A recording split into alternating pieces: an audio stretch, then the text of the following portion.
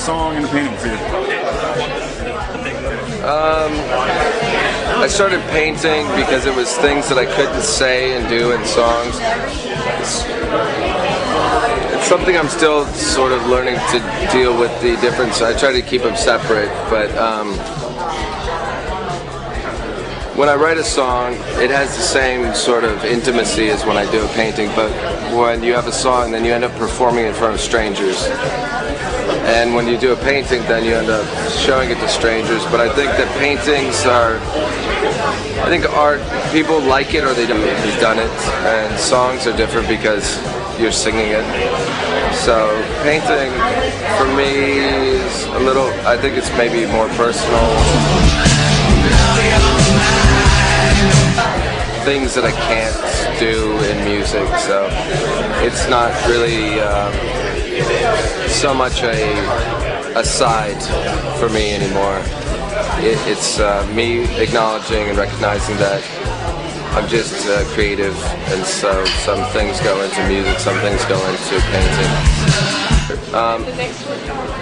I mean, as far as people that I haven't met that I paint, and I would kind of point out the Jong-un and the Elizabeth Short, and this one, which was very much a dedication to Dali, because he had painted Hitler as a housewife, and the paintings were all destroyed when he exhibited them with the exhibition for Un Chien Andalou with Buñuel, and so no one has ever seen them. So when I was reading about them, I wanted to paint something in return, but living in Hollywood, I thought there was a bit of Chaplin in it all.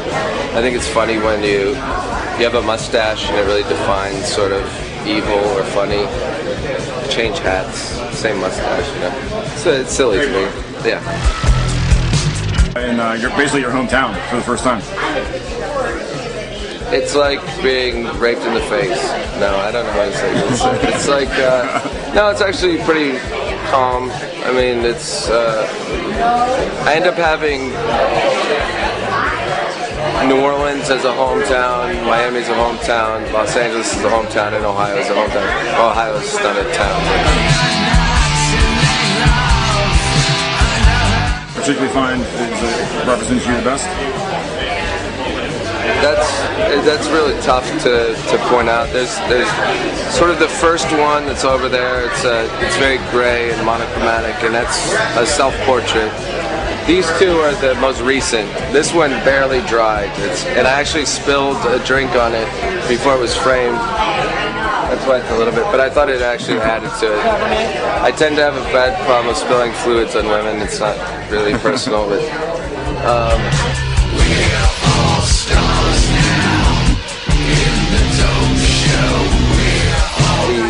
a lot because they're most recent. You're always attached to what you create most recently. And the piece that I picked for the show isn't necessarily my favorite. I just find it to be the most unusual because I was, obsessing over 19th century medicine when I was working on my script about Lewis Carroll, and I was on eBay and I found this. What it is, it's a portable embalming table, and it sounds like a great idea on paper, but when you get it home, it's a little bit grotesque even for me. So it just sat in a corner for a while, and then one day I was looking at it, and there's stains that are probably from embalming fluid or people or whatever it might be, and it looked very much like a Shroud of Turin, so I painted that, and I guess maybe it's unusual to paint watercolors on canvas or burlap, whatever the exact fabric is, but that one was during a period in my life where I was feeling a bit hopeless, and I think that for me signifies a change in a period where no person or no interpretation of what I do could make me feel better about who I am. I really had to do it myself. So that piece really signifies to me my resurrection and believing in myself.